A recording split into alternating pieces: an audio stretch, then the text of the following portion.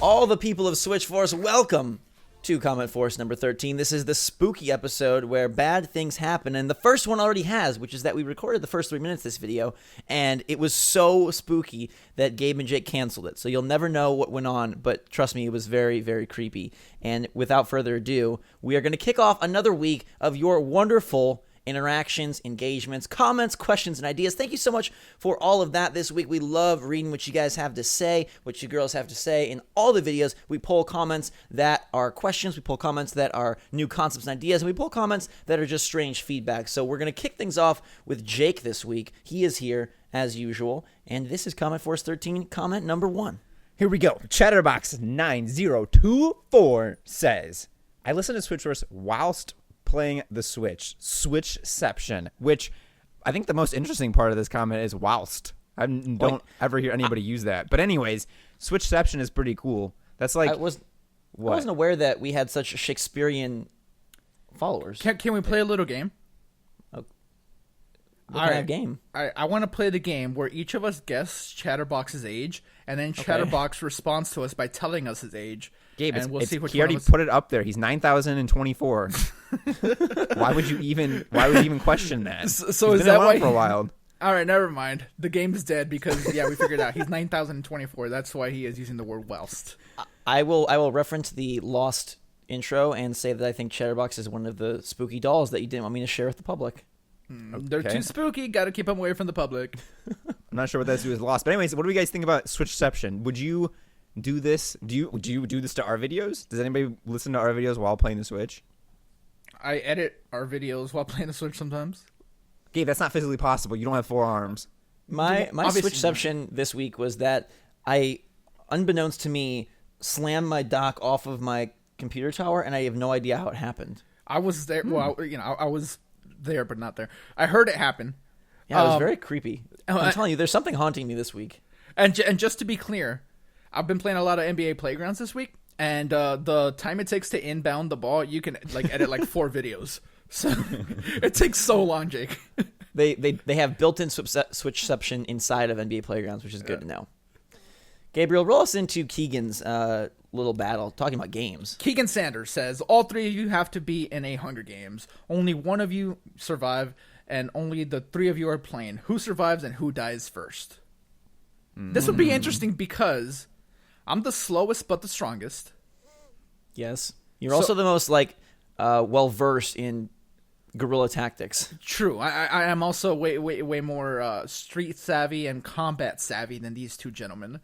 I guess it depends where we want to take it. If we make it realistic, I would probably win. Well, here's my only caveat. Me and Jake are very, for the most part, pacifistic people. So I wonder if it's one of those Dragon Ball Z things where when you finally unleash your power, it's just over 9,000. I mean, it could be. I can't discredit that at all. But okay, is this Hunger Games taking place in a 6x6 room?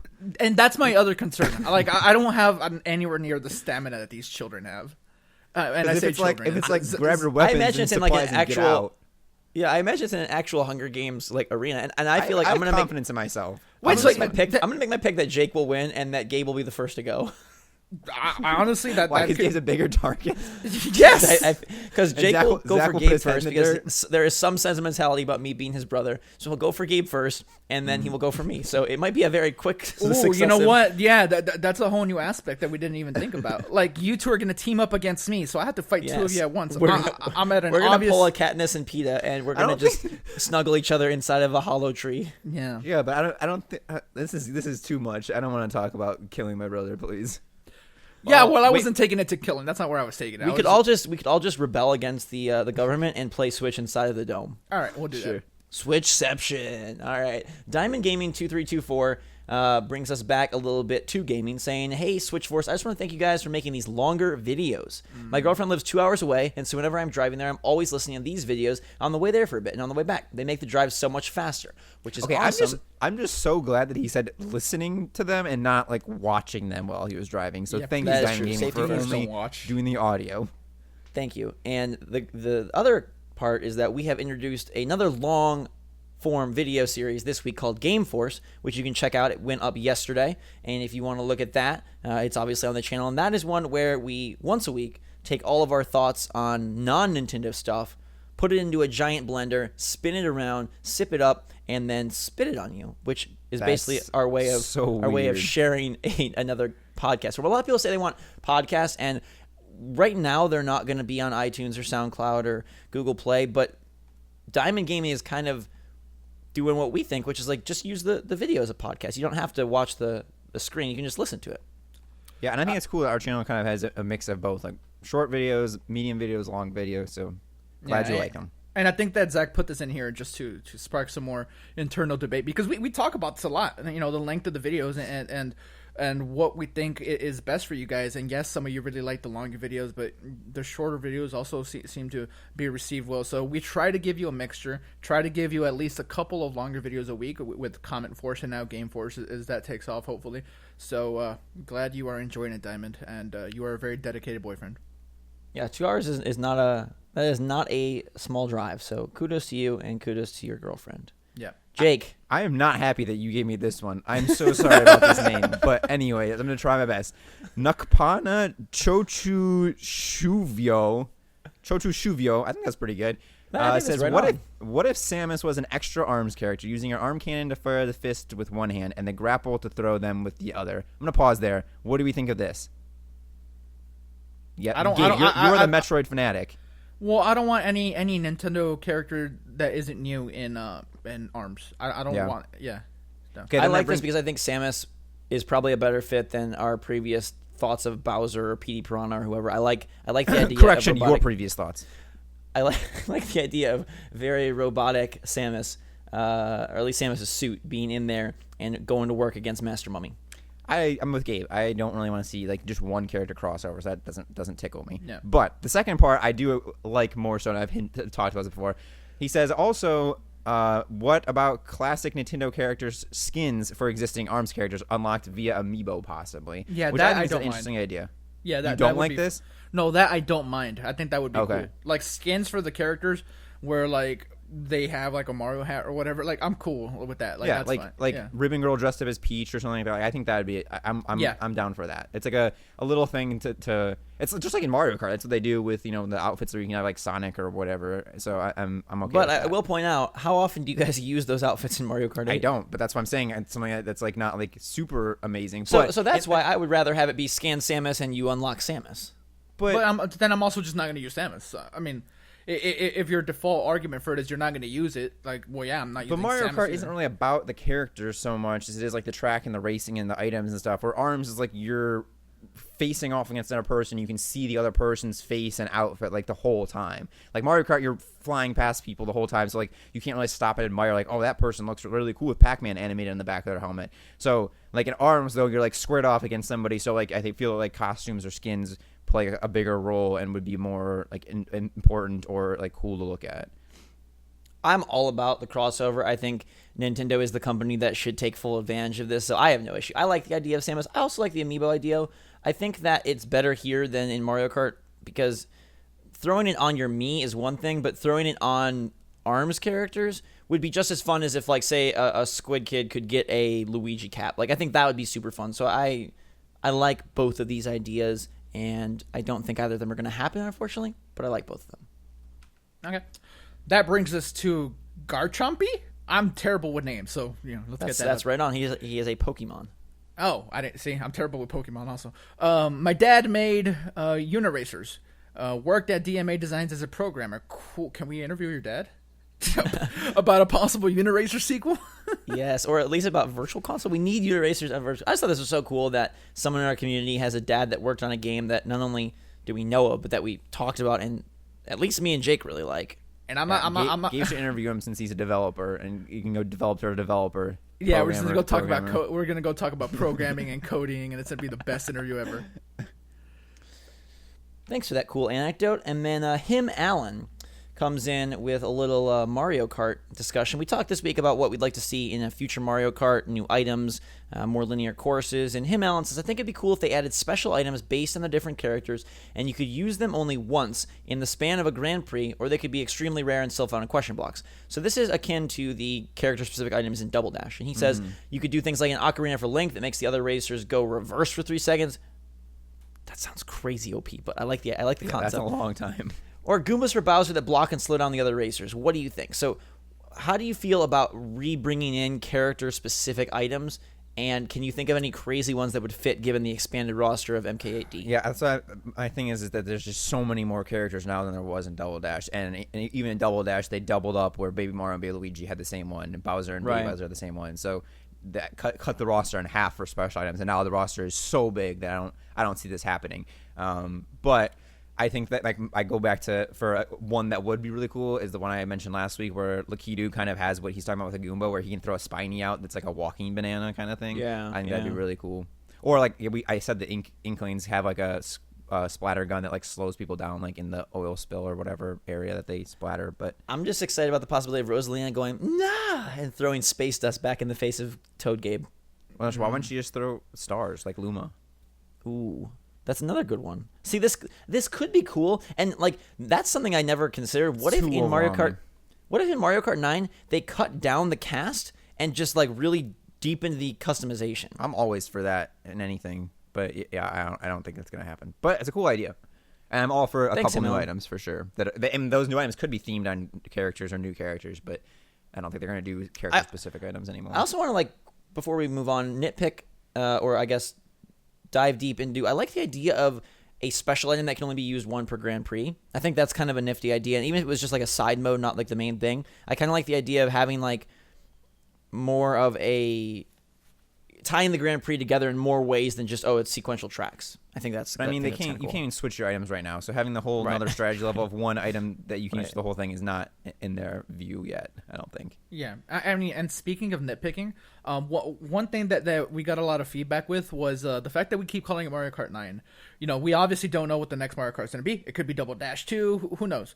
But somebody made a good point. They said if Mario Kart 8 is the 8th Mario Kart, wouldn't Mario Kart 8 Deluxe be Mario Kart 9 and the next one be called Mario Kart 10? I think there might be something to that.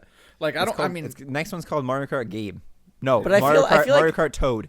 I feel like the reason that's not going to be a thing is because, yes, they have used every Mario Kart in this series as a numbered Mario Kart, even Super Circuit and things that did not have a number on them. But this is the first re-release, port, remake, deluxe edition. So I don't... So it's like a half. It's like an 8.5. In the same way that franchises that have 3, 4, 5 don't take a Game of the Year edition as another separate game. Yeah, I still think it'll be Mario Kart 9. Well, because also think about marketing wise, if this is most people are thinking this is Mario Kart 8 for Switch. I think very few people are going to remember it as deluxe, and so I think therefore you throw 9 on, and that just seems like the next iteration. I totally agree with you. I just wanted to throw it out there because we did get feedback on that. So it is interesting for sure. Take us to the vibes of Des Boys, Jake. Des Boys Vivo says, I love your friendly vibe. Thank you. Watching your videos feels like I'm hanging out with cool friends. Oh, we're cool. And that's what distinguishes you from other stone cold boring channels. Shots fired. You bring back video games to their roots. Fun with friends. It has the same vibe that as the Switch. Every Switch should come with a subscription to your channel. That's a great idea. Long live SwitchForce. And his second part is, I'm buying a Switch as soon as school is over. That is in 1 month. Oh my God. Until then, my Ruby 2DS rocks my gaming world. There's a lot of positivity in this comment, and I like it. It's it makes me want to strive and do better with SwitchForce. I definitely appreciate all your kind feedback. I do think that we should petition Nintendo to include a SwitchForce subscription in every Switch box. Or just like a decal with our logo on it or something. I also just want to throw this out there. I would have read his name as Dubois. Dubois Vivo? Gabe, that's because you're far fancier than us. Yeah. Zach put that in my head. Zach put the Des Boys. That doesn't make sense now. I go with Gabe's Dubois. Yeah. On one hand, like the Vivo makes me think this is like some cool rapper guy like Des Boys, but then I see the picture and I'm like, oh, he's very artsy, so it's Dubois. What, artsy people can't make music? That's what I'm saying. Music is. Whatever. All I know is kudos to you for getting the Switch as soon as school's over. I just want to refer to video games as video games from now on. Yeah. You got that video game, that new video game system? Yeah, Aquamaster has something for us. I like this one. This person says, hell yeah, I would love that with Paper Mario 1000 Year Door Remake. And this is in reference to the GameCube Joy-Con set that we showed off earlier this week. And I wanted to bring this up mostly because GameCube VC is something we've wanted for a while. And there's rumors that the original Mario & Luigi RPG is coming back to 3DS in kind of a remade version. And we've got the Mario Rabbids RPG coming. What do you think about this being the GameCube remake that they focus on? I'm all for it. I don't mind it whatsoever. I think that it won't like necessarily do as well as some of like the really big stuff. Like I think having like Double Dash be on there, or like Sunshine, obviously that draws more attention. I don't know how many people want to replay Mario Paper 1000-Year Door. I mean, maybe they do. I have no idea. It's just that I feel like the masses would prefer the bigger games. There's been some rumors for a while in the past E3s of like, oh, maybe they were going to do for Wii U a remake of Paper Mario 1000-Year Door. It's a game that I've never played and always wanted to play. A little bit tricky, you know, to either pull out your GameCube or grab an emulator or something of that sort. But I think that I'd love the Paper Mario franchise to sort of return to glory. Color Splash was a very beautiful game, but it doesn't have the true deep RPG stuff that we want. I think, and that can kind of go for most people, right? I think that the franchise has kind of dipped itself towards too much easiness, too much accessibility, and it would be awesome to see them kind of return to form. And if it needs to be a remake versus a new title, I'm all for that. I think Paper Mario in general would be a great franchise for Switch. There's a lot of cool things you could do. And would you guys be pumped if they announced a new Paper Mario at E3? The thing that just kind of steers me away, at least for a while, is that the Mario Rabbids RPG might be their Mario RPG for the next year or so. So if they did, I think it wouldn't come out until like 2018 holiday or something, which I'm still fine with waiting because I feel like Nintendo has a bunch of things planned that are all going to be amazing. But I love the Paper Mario like art style and whole theme, so I would be totally down for another hardcore Paper Mario to come out, especially on the Switch. And to touch on what you said, that like they got a little bit too easy going forward, it sounds like the Rabbids one is a little bit deeper, more complex. There are rumors that it's not like a traditional like RPG battle system. It's more akin to like Final Fantasy Tactics, where it's like more grid based and things like that. So if that does end up being the case, I do feel like this is going to bring back a little bit more of those hardcore like gameplay elements that people have been wanting. Yeah, I also think Paper Mario is right for the kind of game that we've talked about in the past. We're like, okay, when will Switch start incorporating some more of the handheld style games? And I think that would be a great one. Like, I don't know how you would deal with it pricing wise, and especially the reinvestment in the 2DS, the new 2DS shows that they are going to keep development there for a while. But like, this would be such an awesome eShop exclusive that you could download and play. You know, even if it was more, you know, like the Game Boy Advance and the DS RPGs. I don't think everything has to be a $60 boxed product on Switch because of its hybrid nature, and I wish that at some point they would dive into that kind of thing.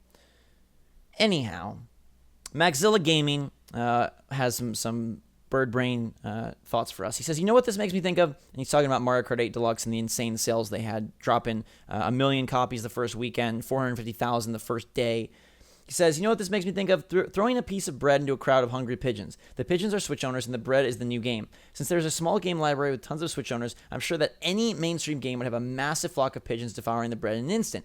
And I wanted to bring this up to you guys because, one, cool analogy, but two, do we think it really could be any game, or do we think that the quality of Breath of the Wild and the quality of Mario Kart 8 Deluxe are what are driving such insane attach rates? I think he's absolutely wrong. First of all, sorry, Maxilla. Still got love for you, but I don't think you're right here, buddy, and here's why. Lego City Undercover, another remake of a Wii U game, came out weeks before, and that didn't move the needle at all for anybody. But it doesn't have a Nintendo stamp on it, though. Well, of course, and I think that goes back to like the quality being important. I think the games need to be good, and that's the other thing. I do think it needs to be like a big Nintendo franchise. Lego City, I guess, like sold well, or maybe not well enough since it was remade and put on PlayStation and Xbox as well. So I don't think it's any game, and you know that's what he's saying here. He says any small game, library with tons of Switch owners, they just want anything. And again, well, he does say a mainstream game, so I don't know whether that means a Nintendo has to be a Nintendo game or just like you said, Lego City Undercover or something like that. But sure, I think they could probably do it with any Nintendo game, but I like Nintendo's kind of style and thought process of kind of buckling down and making sure that every game they put out is going to be up to at least what they want it to be. It might not be what every customer wants, but at least it's how they want it to be, and like they perfect it. Like they delayed Breath of the Wild forever. I mean, I've never seen an E3 where the entire booth, like a third of the floor is just one game. Like that was insane. And so like really doubling down on like making sure that every game they put out is like exactly how they want it and envisioned it. So while they could probably just throw out like another Paper Mario or something like that's like not fully complete and not as great, and people would probably buy it because it's like got Nintendo's stamp on it and it's for the Switch, I would much rather them take their time and put out fewer games and make sure that they're all like super, super good. And I think that repertoire of like what they have done in the past with all the Zelda games and all the Mario Karts and is what is driving the craze of, you know, they can throw a Mario Kart out there that's not even a brand new one. It's just a port and people eat it up because they know that the Mario Karts in the past have been so good. Same with Breath of the Wild. Even if you've never played Breath of the Wild or seen Breath of the Wild, you know that Zelda games have always been good. So a brand new one is going to be great as well. So I think it's kind of like give and take in that aspect. And also, just from an environmental standpoint, don't feed like birds or ducks bread. It's not nutritious for them and they'll die in the winter. Feed them like bird seed. Or you can be like Michael Scott and you could just throw like an entire like don't do that. Bread isn't nutritious for them. No, but just to touch back on a little bit more in the comment here, I feel like the true test to this is going to be like ARMS, I guess, because it's not an established IP, but it is from Nintendo. It is like a major new game for them, so we'll see how that does. If that jumps out the gate with like a million sales in the first week or first couple of weeks, then I think then we'll know that Nintendo have like a solidified hit. And not that the Switch isn't a hit now, but like it seems like they're gaining back a lot of good faith, because I think that the Nintendo of like a few years ago couldn't put out like Mario Kart 8 Deluxe in this fashion and have it do that well. I mean, and the Wii U being the failure, the Switch wasn't around then, cool, but I'm happy that people are coming around and kind of welcoming Nintendo back into the fold as far as a successful gaming brand. And no other system has really launched with 2 games in the mid-90s on Metacritic. I mean, you'd have to go back to the N64 to have... Twilight Princess was very successful as well, but Super Mario 64, that's a phenomenal game. Launching with Breath of the Wild and then following up with Mario Kart 8 Deluxe, yes, it's a small library, but those are 2 games that are ranking in the 93, 94, 95 range on Metacritic, which is insanely successful from a critic standpoint. They also are insanely polished games, and I think it's more that they set this up to work this way, right? They knew that it's a new console, there's going to be a limited library. They knew that they need games that people are going to want, but, obviously games at the launch of any console do well. There are titles that will benefit from, scarcity. Shout out to Knack. Exactly. But they don't benefit at this level. In order for it to reach the level that Breath of the Wild and Mario Kart 8 Deluxe are reaching, look, we even have analysts saying that this is like unreal, levels of success for them, and it's because of the quality of the game. So I firmly agree with both of you that throw anything out here, it's not going to work as well. I even believe that had you put ARMS out, I think it would have sold, but I think you would see more of a 1-2 Switch type situation than a Mario Kart 8 Deluxe type situation. So I think it very much is the very manicured way in which Nintendo conducted this launch. Yeah. Yes, good job. All right, Nintendo. Take us to the next one, Jake. We have it looks like Korean user or viewer. I'm sorry, don't know how to pronounce your name at all, but they say, I said it in the original video and I'll say it again now. I'm going to keep an eye on this as I want to see the Switch succeed. That is, if it's even real. Wow. However, I feel like attaching any series to the Rabbids series kind of cheapens the brand in question, right? Is it just me or what? Should we stop there? This is a long comment with a lot of premises. Yeah, that's a good place. That's the main comment that I wanted to draw from this. How do we feel about Rabbids ruining Mario's images? And in general, is Nintendo something that is so sacred it shouldn't be sullied with third-party crossovers? This is sort of Mario and Sonic at the Olympics already happened. Yeah, but and that's not a shot at Sonic, by the way. Sonic is a much more established thing than Rabbids. Rabbids had like a couple games and it's much newer. Sonic's been around for a long time and does have like a hardcore fan base. There's not like people who are like, I don't think, like rabid fanatics. And this is kind of what I was getting at before, where I would have much rather had just a pure Mario RPG. And the only reason I can think that they wanted this crossover was, I don't know, like to scoop up a younger crowd into the RPG realm. But yeah, I don't. I mean, I don't think it will totally sully it. I think Nintendo is really good at keeping their IPs strong, and no matter what the scenario or situation they put them in.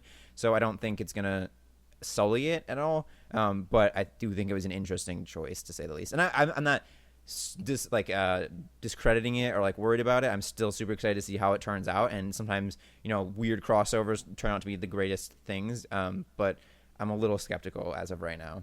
Jake, actually, can you read the rest of the comment, because I do feel like he touches on a couple more interesting points here. Yeah, I was just stopping there because there was like a lot of different premises. Here we go. Mario is an iconic, rich, and such an established franchise that I feel like it shouldn't concern itself with Rabbids ever. That, coupled with the rumored premise of the game, it just sounds super tacky. Nintendo, at this point in time, should take notes from Breath of the Wild and take their IPs into a more serious and a more, I hate to say this, quote-unquote adult approach to their game, and I feel like this collaboration sounds like a step backwards. I am not opposed to fun, because that's why I love Nintendo. However, this isn't the correct approach, but who knows, maybe Nintendo and Ubisoft will surprise us all. I sure hope so. And that's kind of how I feel in terms of that, and basically exactly what I was saying, where I feel like the only reason that they would have done this is to like RPG is scary to like a younger audience, maybe perhaps, and so they wanted to bring in some fun younger vibes to it. But I don't know, or maybe they just wanted Ubisoft's developing power as a part of it, so they wanted to collaborate that way. I'm not sure.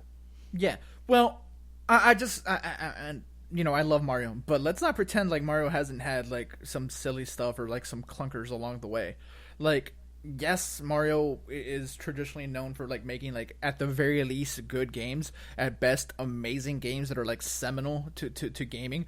But you know, Mario and Sonic at the Olympics exists. Like the newer Mario Party games, like they're not as beloved as the previous ones. So it's not like they have a perfect track record with anything Mario. I'm not a Rabbids fan. I've never played anything Rabbids related. I've seen them in Rayman games, but that's about as far as that goes for me. And I'm not worried about this at all. I have confidence in Nintendo, and I think this is going to be a big game for them. Not necessarily sales-wise, but since the library of the Switch is growing so slowly, I think that every game they put out needs to be like a carefully calculated move.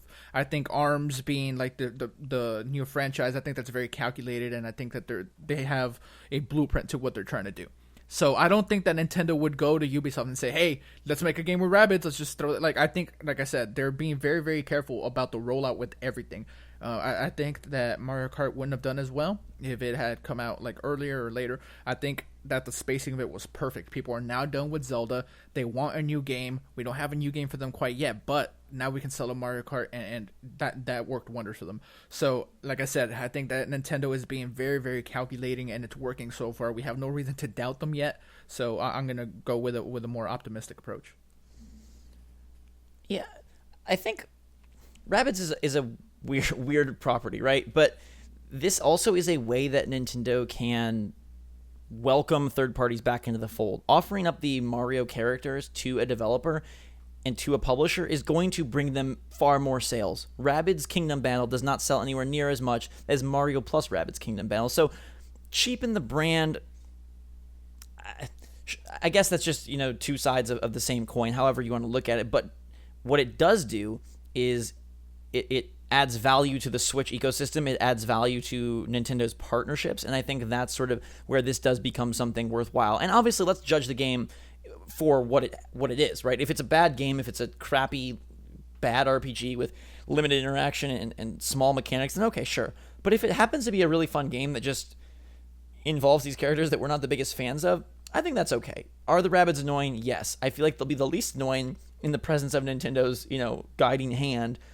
But, you know, looking at like taking more of an adult approach and whatnot, I think that's a Zelda thing. I think that's a Metroid thing. I don't think you're ever going to find like Mario doing that, frankly. No. I think Mario is meant to be sort of the everyman, the Mickey Mouse, the throw him in at anything. And that's kind of the brilliance of Mario. You know, it's he can be applied to so many genres and has in the past. And, you know, Splatoon is a great example of them taking something, and even ARMS, right, of taking something that seems like, quote, kiddie on the front and adding much more adult mechanics in the back, a fighting game, a shooter. But Mario specifically, I don't think that's just not the vision they have for him. And just for like one like real life anecdote here, little bit of story time with Gabe here. When the Wii, you know, was out, I worked at a sporting goods store called Academy Sports and Outdoors. I don't know if you guys are familiar, or if any of the people listening are familiar. It's an American-based sporting goods company, and they have retail stores all over America. They don't have a video game section. They sell sporting stuff. So, but in the front, they did have like a glass, and they sold their Wii games there because the Wii was like so popular. And the type of games that were for sale there were Mario and Sonic at the Olympics and things like that. And I was the cashier. Kids will come up, and their parents are paying for their merchandise, and they say, "Hey, look, there's a Mario game, and Sonic's in it. Can I have it?" And the games weren't like quality, but the parents were like, "Yeah, whatever, like grab it." And that's how a lot of games get sold. We live in a different era now where people are more informed, and especially people our age are more informed. But there are still a lot of children that play video games, and for a child to like be at Walmart or Academy, whatever, and to see a game with like Mario and Rabbids on the cover, that's in a sell for like a child. And yeah, hopefully this game caters to grown-ups who are playing it as well. But the merging of these two franchises in particular, like, I think there's a different audience there. So right, and look, Ubisoft tried to go real adult with Zombie U. Fantastic game that clearly does not work out as well as they hope. So this is kind of the opposite approach. But if it works for them, it may lead to more adult type stuff making its way to Switch. I think as long as it's good, this is good for everyone. Speaking of being an adult, Zach, this one's for you. Akane1313 says, "You're going to have like a huge box of Joy-Con by the end of this year, huh? A huge Joy-Con collection. Years from now, you'll have hundreds of Joy-Con sets on the shelf and be like, and this is a transparent ghost set of Joy-Con released in 2018 and a special Japanese exclusive Luigi's Mansion box set. There were only 3 released, but I managed to secure a copy after following one lucky winner to his house and camping out in his neighbor's backyard, waiting for the lucky day he left and forgot to lock his door." Zach, you cannot do this. I will not become this crazed Joy-Con man that he speaks of, although I do like the Luigi's Mansion box set. I feel like Nintendo has never really dipped their toes into the collector's edition waters very well, and I would love to see Zelda did it well, man. Zelda did it well. Okay, so that's true. Breath of the Wild. But outside of that, I'm thinking like Mario Luigi. Like, I would love a Mario Odyssey CE. I think that'd be so fun. Anyhow, I do really like the Joy-Con. I will try my best not to become this menace that you describe, Akane. But I will probably need some assistance from the SwitchForce community to hold me back. All right, let's go to Lin Nguyen, who says, "I'll say that the Zelda Breath of the Wild DLC Pack 1 borders on being worth it, and we had a lot of interesting takes on is it worth it, is it not. I got it because I'm a fan, so I'm guessing they're counting on a lot of that. I agree that hard mode should have just been an option from the beginning, or maybe as an unlock for beating the game. I would argue that the Heroes Path thing, which is the map feature, should have been baked in as well, or at the very least some way to mark where I've explored." And I wanted to touch on this because what game does the DLC match the value of the initial release? And like, that's the argument that's being used by a lot of people for Zelda. Like, 1/3 of the game, and look how massive the game is, and this is all we're getting. But no, that never works out like that. Like, for example, Injustice 2 is going to do DLC characters. They're probably going to be $5 or more, and that's not going to match up to the value of the initial product. But that's like, DLC extra content always has been and always will be an additional thing, like he says, for fans, and you're not supposed to value proposition out DLC. I don't feel, at least not in the same way. No. I mean, if you did, it has like the 45 wave room base like thing and hard mode. If you want to get real nitpicky, that's a whole nother playthrough on a whole different level. So that is like a second time playing through the game. Granted, it's not something brand new, but if you're gonna be like nitpicking, like, well, it's not worth the value. Well, you're getting potentially another playthrough out of it in a different way. So I don't know. My train of thought is that I fully feel like the DLC is like worth it, and I see a lot of people saying it's not. I don't understand it. I don't understand it at all, especially because the second pack that's coming in the fall, that seems to be much bigger. You can get a dungeon and all that. So $20 isn't very much in comparison to what a lot of these other season passes cost and have costed. The Battlefront one. I mean, we keep talking about other games, but the Battlefront one, that one was like $40, wasn't it? And like it's just like new characters, and yeah, you get new maps, but. Yeah, I don't find this very offensive at all. I think $20 for the Zelda one, it was fair. Look, if they never release this DLC, I don't think you got this stuff in the game anyways. I don't think it was a choice between like either this stuff is in the game or we're gonna separate it. A lot of times DLC development does happen after, and who knows? Maybe this is a rare case where they did decide to specifically cut something out. But regardless, it sucks. Obviously, we wish this was $2, but DLC is never going to really match up. It's not like, oh, this is a 80-hour game, and so we're going to give you $20 DLC that's a 30-hour extra adventure. That just never is going to happen, and I think some of our favorite DLCs of the past, things like Minerva's Den from Bioshock 2, things like Left Behind for The Last of Us, those were longer pieces of content, but it still did not match up. It's not like, oh, they cost $15, $20, so this equates to a third or a fourth of the full pack. It just doesn't work like that. Yeah. So frankly, I think the Zelda DLC is really fairly priced. All Ready right. for almost fantastic? I Is it am. almost time for fantastic? It is now time for fantastic. Ooh, okay. So he says, or she says, this wonderful viewer says, what if the horror game was based on the Metroid series? You could be alone on a ship while being hunted down by space pirates. Maybe your power shoot is malfunctioning or you're not Samus. Love the videos, by the way. So this is kind of like a Dead Space Metroid kind of thing. Gabe, as the resident Metroid fanatic, how do you feel about this idea? It's not what Metroid is about. Metroid is about exploration. No, not like You could be Metroid. exploring. Like, what if your suit, like, you started and your suit is broken, you had to like still go Metroidvania style, go to different rooms and like collect your suit back together and stuff. But just they made it much more like creepy and alien attack based. Well, some of the Metroid Prime stuff, especially like in Echoes, like it already is a little bit creepy, but I don't think creepy is horror. Like, and there was a comment about this because I had said that like it's hard to do like horror without like gore and like really like adult stuff.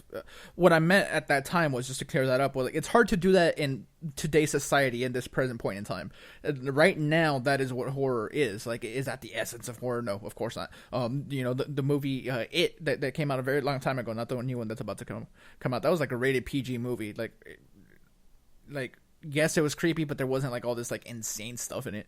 So yeah, there is history of horror not necessarily being like super gory and things like that. But again, I feel like today, even not even like defining it, like going into what the definition of the horror genre is, but just a more like not for little kid Metroid game, I think is what he was getting at. Maybe I think having the next Metroid be more like a Dead Space title. Obviously, you're not going to have people getting their eyeballs poked out and monsters infecting their system. But I think having it be more like, okay, you're exploring this derelict ship, and it is kind of creepy, and there are some jump scares, and things aren't what they seem. I think adding more of a mysterious vibe to it, and acquiring power ups and weapons, and I think that comparison, like a Dead Space version of Metroid, would be really. Or a Metroid version of Dead Space, I guess, would be a really cool fit. And it's a way that Nintendo could elevate that franchise or elevate that next entry into something more adult-like without being like blood, guts, gore, girls. I think that would be super cool. Yeah, no, I'm not even opposed to it.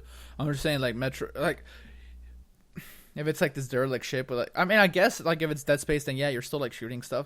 Yeah, it could work probably. Who knows?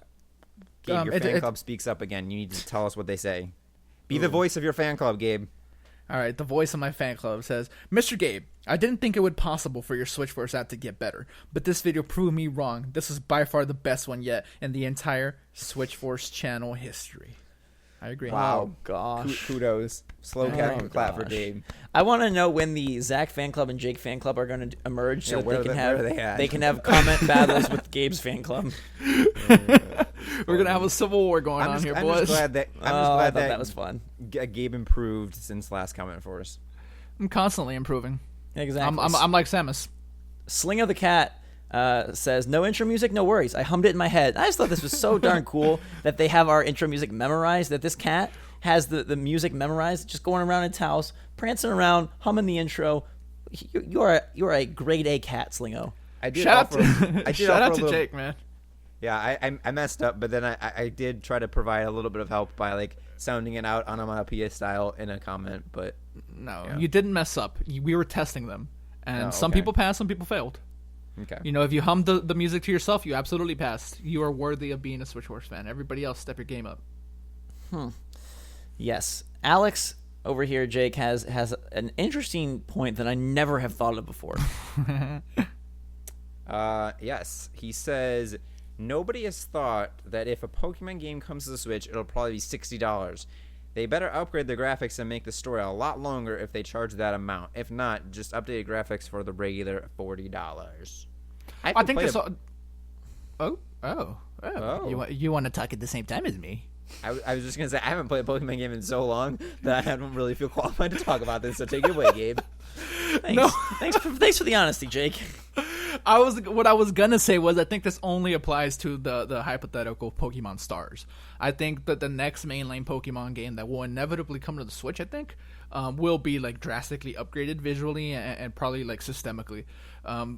Again, I think this is just for Pokemon Stars, and I don't know, maybe they add a whole bunch of stuff. I'm sure the visuals will be upgraded in some fashion, so we'll see about that. But we'll see. Yeah, I really don't have too much else to say on the topic. I think it's interesting. I think people come to expect Pokemon games to be handheld. I think inevitably there have been console releases. I paid $70 for Pokemon Stadium back in the day. So there is a precedent for that. I know that the mainline games are, the $40 title on handheld. You bridge that over to console. I don't think they're going to charge for it. I mean, it's going to be $60, right? And what they do to it is TBD, but I don't think it's going to be a straight port of like, hey, this is Pokemon Sun graphics on the Switch. So I think you are going to get upgrades. The interesting one, like Gabe mentioned, is the Stars. If that does come to Switch in some way, what do they charge for it? But again, remember, you're getting this home console, portable, all that. I don't think they aren't going to sabotage their Switch pricing standard just to appease Pokemon fans, for better or worse.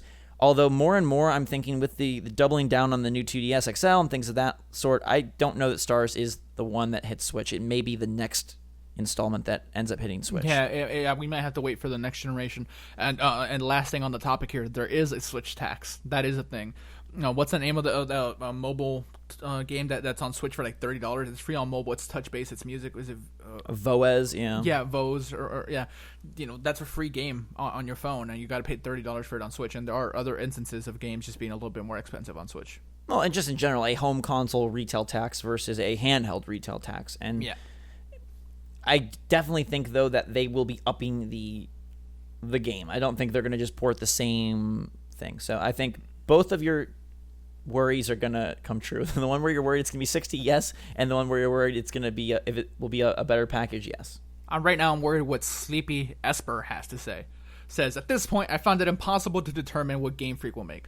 It's shown that they're willing to break the cycle of predictability. I also think they're quite aware of the hype generated by fans and may pull something completely out of left field, a thing that is not what we would expect. I honestly don't care for what codename Stars will be, but I'll probably like it whatever it will be. What if it's not Stars at all? What if it's like, because there was well, I don't know if it was the president of the company or something. They said like that they're looking at Switch as an opportunity to bring like different Pokemon experiences.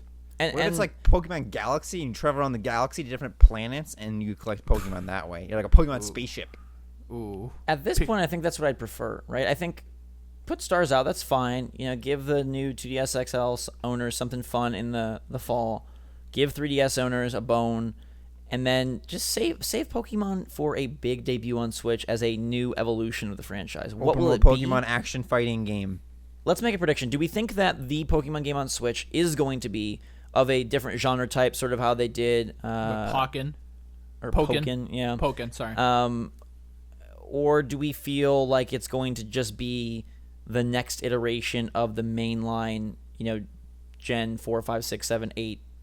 Yeah, no, I think it's something different. I really don't even think Stars comes to Switch. I mean, there is a rumor that it's happening, so, there's something behind that, I suppose.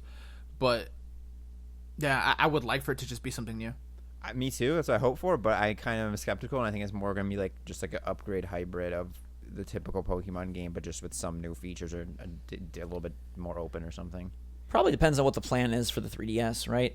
Is the 3DS going to live long enough to house another Pokemon? If so, then, That's the most fascinating thing Nintendo's doing, in my opinion. Like, the Switch, great success. But, what is happening with the 3DS? Like, we all thought that there was going to be, like, some type of uniformity towards the Switch. And that doesn't seem to be the case. So, I don't know what they're doing. They're way smarter than I'll ever be, so I'm not gonna question them. But you're a developer. Give us some advice. It just doesn't make a whole lot of sense to me, but we'll see. Mr. Double Cuber comes in with some advice from Mario Kart makers. He says, no need for broader characters, in my opinion. In fact, that'd be a major turnoff for myself. Not sure if anyone else agrees with me, but I would love to see more intimate Mario characters versus outside Nintendo characters. Like the way they did with characters such as Honey Queen and even Rosalina to a certain extent debuting in Mario Kart Wii. I honestly don't have a huge problem with anyone who thinks crossovers would be cool, but I think Nintendo should focus more on the really unexpected characters, perhaps a Kamek or more DK characters for Mario Kart 9. This is what I said. Just like there was like blooper playable in one Mario Party game that was totally out of left field. But I agree, Kamek would be a great addition. They kind of did that with like Lakitu too. Like where did he come from? So, but yeah, I mean, I don't even know if they need more characters. They already have a ton. So yeah, I suppose it would be a reworking of like in Mr. W Cuber's Perfect Mario Kart. They remove the Squid Kids, they remove Isabelle, they remove all of that Link, and they just add in Kameks and whoever the bunnies from Mario Odyssey and things of that sort. I personally just really love the fact that it is becoming Nintendo Kart, so I don't think this isn't for me, but I just thought it was interesting because I am a big Kamek fan, so that would be They awesome. should make a Minion Kart, and it's just like all like the Minion, like Bowser minions. It's like Kamek and Goomba and like Boo, like all racing each other. The Rabbids are going to be in the next. No. Next comment. Quick. Yeah, let's go, Jake. All right, so Makasetti 30 says, nailing it with the outro enthusiasm, Gabe. Has a lot of oomph. Zach has clearly been coaching you, but your name has been Gabe. What is it now? Well, that's become a little running joke that I have. There's a lot of inside jokes in this one little comment. Well, I gotta keep Gabe's fan base appeased. Whenever I do a solo video, I always end it with "has been Gabe," and I put a smiley face. I flash a smiley face on the screen, so that people know. I like the idea that you're flashing a smile while you're recording, though. I want a big Gabe smile while you're recording. Did you guys see that video? I did flash a smiley face on the screen because I said my name has been Gabe.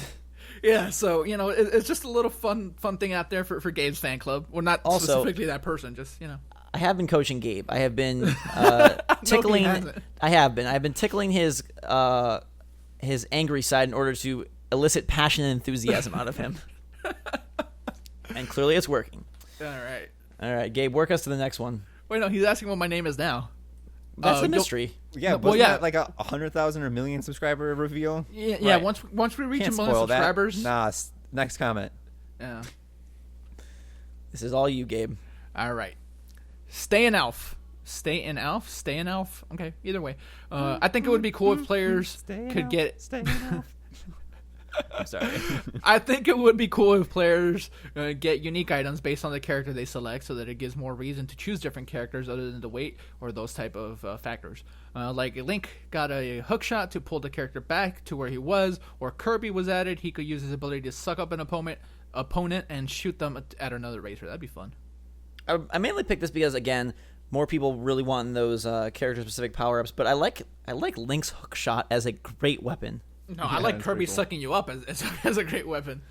I mean, that would be fun, but like the realisticness of that, I really like the idea of Link hookshotting. It's Mario Kart. Realism left a long time ago. But just imagine the crazy like slow motion replays you get. Like if you're falling off or you get bumped off and you get hook shot onto someone else to pull you like back onto the course or something. That'd be insane. Yes. Okay, well we can move on. I just thought the hook shot was cool. Marja Sonic with the last Mario Kart thought of the day says, expanding on the non-linear maps, why not make a whole cup where the 4 tracks are basically continuations of each other, like the cycling races in Wii Sports Resort? Imagine it starts from Mario's house, you're racing through the plains, the track leads to a desert. Then when the next track loads up, you drive through that desert, past a beach into a volcano region. Then you get to go up the volcano, launch the sky. Then from the sky, you ride your way down through Toad Town and finish at Peach's Castle. Again, unifying the Grand Prix, at least for one of them, I think would be awesome. Basically, like a 12-lap course. I'm just picturing Gabe. I'm lost here, Jake. Screaming the entire time he's driving to Toad. Oh my god! Just like extreme anger as he just closes his eyes and 200 cc's it right through. This is road rage through, like real life road rage as he's driving through. No, but I think it's a cool idea. I don't know if I'd want it to be like super like linear Mushroom Kingdom lore, but I think like if you could even if you're gonna do the Nintendo Kart type thing, you could like combine like Legend of Zelda Cup or something. Yeah, like or even just like each track in the cup is like a different one. Like you start in like the Mushroom Kingdom, you drive to the edge of it, and you see like a Breath of the Wild Great Plateau, and you go through that, and then you go to like a Metroid place. Or, I don't know, but yeah, it's an interesting idea. Since we're talking about Mario Kart tracks so often here, I want to bring this up. And I wanted to put this on the list of the 9 things we wanted from Mario Kart 9, but Zach didn't want me to. I don't want Rainbow Road anywhere near Mario Kart anymore. Get that out of here. We're done with it. Gabe really wants a full 4-course Grand Prix of different Rainbow Roads. Got it. Oh, man, I'm so done with Rainbow Road. Gabe wants to drive down Rainbow Road for all eternity. And I don't know how this worked out so perfectly, but Jake, you get to read Noel and Brent Duncan's review somehow of you. Gabe has landed on Gabe and mine lands on mine. Noel and Brent and Duncan says, Jake, I give you a 4.3 review. I have multiple questions about this. First of all, that's out of 100. If there's 2 people, which one is giving me the review because you say I? Or is it 3 people? Is that Noel and Brent and then comma Duncan? I don't even know. Second of all, what is this out of? Because if this is out of 5, I'm okay with a 4.3 out of 5. But this is out of 10 or anything higher, I am not okay with this. I just like that Noel and Brent Duncan, famous reviewers, took the time to review you. Yeah, but it's a very vague review. And somebody agreed with them. So did the other one like log into a different account and be like, "No, I liked Brenton's review of me"? I don't know, but what if the other account is Brent and Noel Duncan? Yeah. Listen, we are honored to have them reviewing us. So I just want to know what it's out of. That's the only thing I care about. It's I a just want to know what 4.3. it's out of. It's just a 4.3. Okay. Yeah. All right. I will so strive Theme Park Land to get to 4.4. Theme Park Land says, Wait, you can't just tease an amazing Gabe exclusive story. You must explain the witch story, Gabe. I thought I already had I not? No, you just said that, have I told you about the witch, and that was it. Well, honestly, the story's not as exciting as you hopefully, as somebody with the name Theme Park Land would want. But, when I was a child... they're going to design a whole ride around you. When I was a child, somewhere probably within the ages of 7 and 10, who knows... I was at my grandmother's house, and when the wind is like it makes this like whistling sound, like you know what I'm talking about, right? Mm-hmm.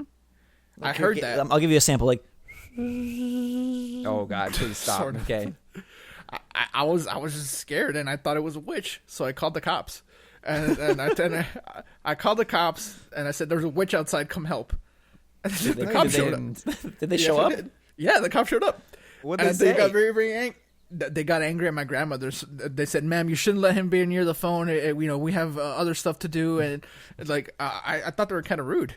But I mean, I get it. I did kind of waste her time. But I was a kid. Leave me alone. I like how you didn't ask your grandma. You just called this went straight to the police. No, yeah. I just called. This is important. This is a crisis that needs. You know what? You're excited. You're in elementary. You learn 911. I wanted to use it. I'm gonna test it out. Oh, goodness gracious. There you go. Now you know the story of the witch. Gabe actually has another witch story, but we'll say that. Yeah, I thought it was a different one. Yeah. There's multiple Gabe witch stories. But one doesn't resolve another one. There really is. Taylor Brown has a mysterious question. He says, "Hey guys, enjoying the channel since its launch." Bone. But Taylor Bowser. Tom Bowser says, "Hey guys, enjoying the channel since its launch, but I have this growing desire for more critical commentary on the Switch. I'm all for being positive, but I think you guys are too easy on Nintendo and how lackluster the Switch is in a lot of ways. I own a Switch and have this growing feeling of buyer's remorse. People ask me if they should get it, and I say that they should wait until it has a worthwhile library of games. Zelda and old Mario Kart, a bunch of indie games just aren't enough in my opinion, and based on Nintendo's track record, I don't have a lot of faith these things will change. The amount of faith that Nintendo is asking its buyers is insane. The game library, online interface, and functionality of the Switch is downright shameful. I love Zelda, but at times I feel like I made a mistake being an early adopter. I feel like I've heard hints of the same sentiment from you guys at times, and I'd love to hear more frank discussions about it. The channel can be all about a Switch and still offer unbiased, honest opinions about it. And how about a podcast? Well, this episode is evolving into a podcast, and it will continue to do so with my response. I just want to take this one, and then you guys can obviously reply as well. Wait, this could go on for an hour, so be concise with your points, please. Oh, I will. Yeah. Oh, Okay. no, this is going to hit an hour. No. Zach's response to this comment could be an hour. I was going to say, we're at 54 minutes. A couple of things on this, Taylor. First of all, thank you for your very thoughtful and well-written question. Second of all, I think that a lot of the debate between is the Switch good or not comes from the approach not accepting what it is. If you look at this in comparison to a Xbox Scorpio, yes, it's downright shameful in terms of power. If you look at it in comparison to a PlayStation 4, yes, it's very lackluster in terms of graphics.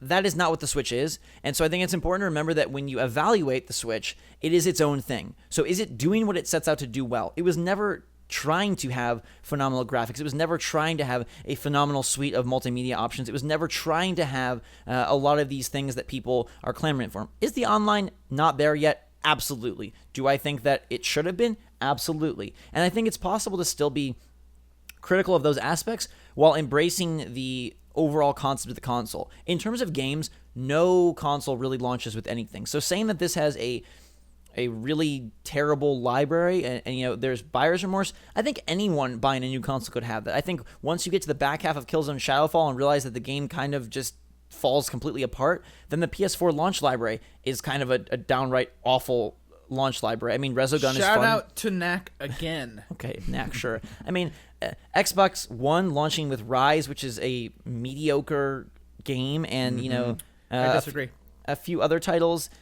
You disagree that it's great or that it's bad? I disagree that it's mediocre. I don't think it's mediocre. You think it's bad? No, I liked it. Okay, well, Continuing. I found it to be very mediocre. Regardless, most consoles launch in this fashion, and for me, launching with Zelda Breath of the Wild, launching in the launch window with Mario Kart 8 Deluxe is actually one of the stronger launch lineups. I think it shows based on the attach rate. Now, you could argue that, Nintendo fans are blind, and I see that a lot. Oh, you're just sipping the Kool-Aid. Oh, whatever. Let me chime in real quick. Yeah. If Nintendo fans are just blind and they follow everything they do, then why wasn't the Wii U successful? Nintendo fans are not blind. We got to stop. We got that narrative needs to stop because it's not the case. Well, and any new product, I feel, is going to give you buyer's remorse in some way. The part where I think it could be an issue is if there never is the third-party support that we are hoping for. But that is something that we cannot evaluate at this time, and so there's no point in being critical of that in its current state because it's supposedly coming. They keep saying it's coming, so all we can do is wait and see. If we're at May 2018 and there's 3 third-party games and the library is still this barren, absolutely, the tone will change. But right now, I think that what the Switch provides is excellent. And you mentioned, Taylor, that you feel hints of sentiment of buyer's remorse. I don't feel that at all. I feel like for the first month and a half of a console to have a big, huge new Zelda, to have a pretty growing and vibrant indie community, and to have a Mario Kart 8 Deluxe that is the ultimate Mario Kart, and knowing that ARMS and Splatoon 2 and those are on the horizon with E3 revealing even more, I don't feel buyer's remorse. I feel good about it, and I think that the style of gameplay and the lifestyle augmentation that the Switch has made has been phenomenal. Now, if people don't want it because of the library, that's totally fine to wait. But what would be being more critical or being more, negative on Nintendo look like? They should have more games. Well, so should every system that comes out. I think a lot of the things are just time. The online interface, yeah, it'd be nice if it was there. But really, there's not even games that take advantage of it totally. Mario Kart, would it be great to have better online? But even if the online functionality was there, I don't know it would modify much because this is a port. Okay. Yeah. Okay. Thank Yeah, you. time. Good. Time. Thank you. I want to say a couple of things here. People need to stop acting like Zelda and Mario Kart are the only games on Switch. Snipper Clips, great. Fast RMX, great. Blaster Master, great. Mr. Shifty, good.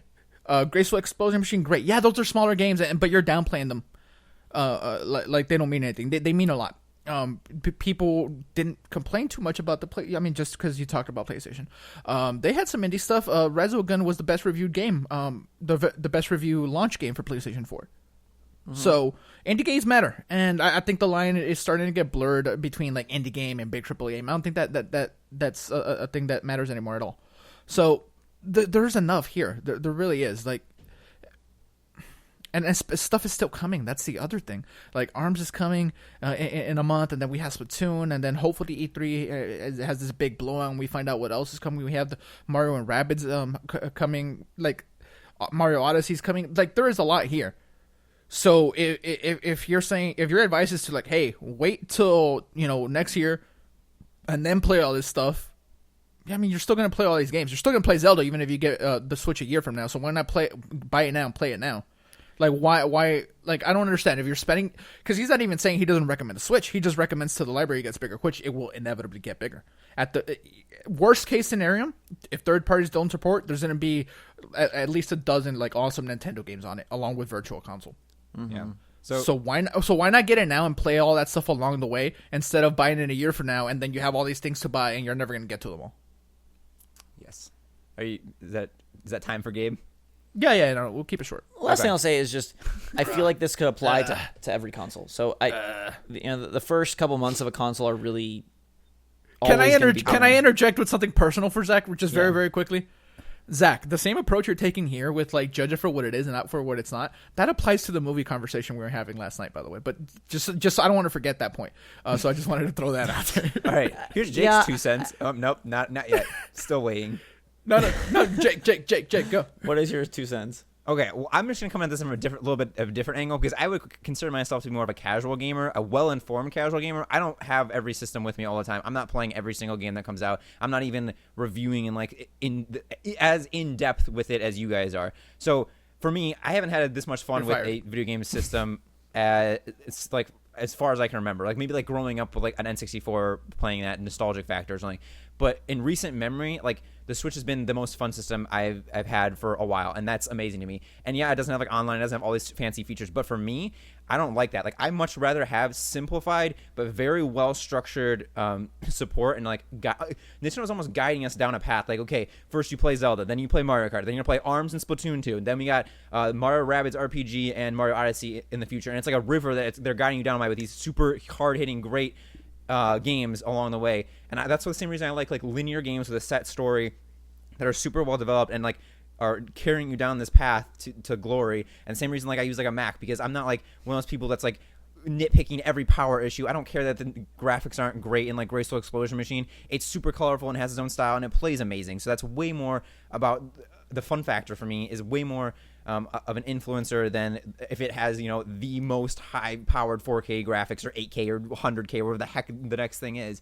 So, for me, I think the Switch is amazing. And I've already put, 80 hours into Zelda, and I have never done that. I hate open-world games most of the time. But, 80 hours for, $360, $370, I don't know. That's, almost worth it right there. And Nintendo has promise that they're going to deliver on the online, the promise that they're going to get third party, promise indie games, and so far they have been delivering on that. So I'm like you guys said, super confident in what they're bringing in the future. And so again, this is the most fun system I've had because of its portability, its simplicity, and how straightforward it is in what it is. And almost it's almost better that there's not they didn't hit with 3 huge Mario games right at launch, because again, it's that path where it's you play this and you enjoy it, and you play this and enjoy this. No console does that, so it's. I feel like that argument just is right. So we all like it. And I think we. Wait! I want to say one last thing.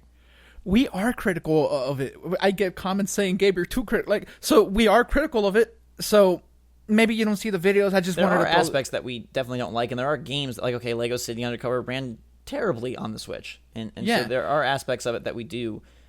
I feel like we're fair, so I just wanted to throw that little defense out there for us. I feel like we're fair. Hopefully, you guys feel that way as well. I say bad things about Nintendo and their franchises all the time. And I'll just also say from a hardware perspective, since Taylor seems to be, also concerned about hardware and sort of early adopting of that, Nintendo was very quick to hammer out that Joy-Con issue, and that's something that could have plagued a system for a long time. You look at the Red Ring, you look at things like that.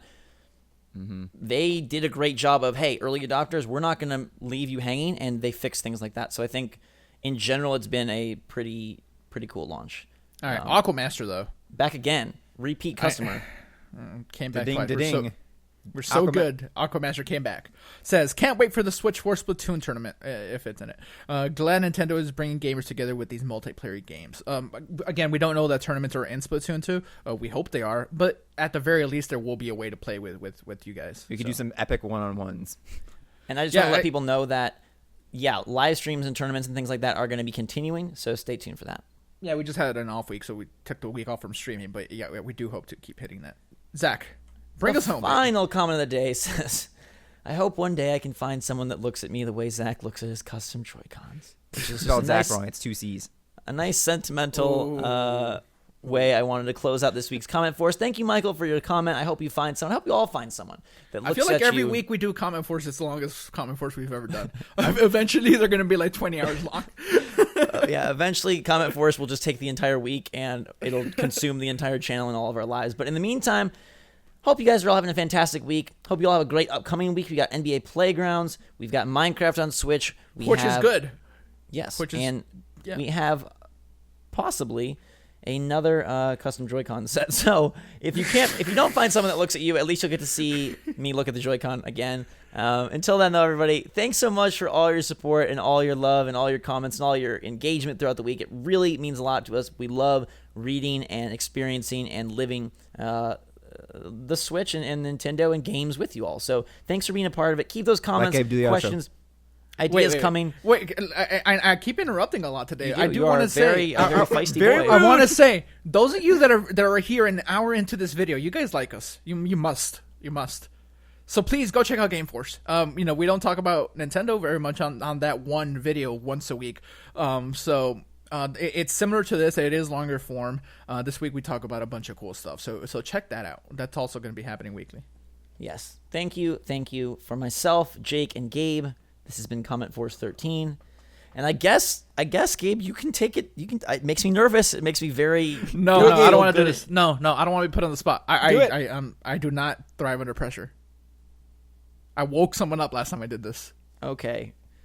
More coaching is necessary. Great. It's going to be another busy week for us at SwitchForce as we have to coach Gabe. So until that time, everybody, thanks again for watching. Have a fantastic week. SwitchForce out.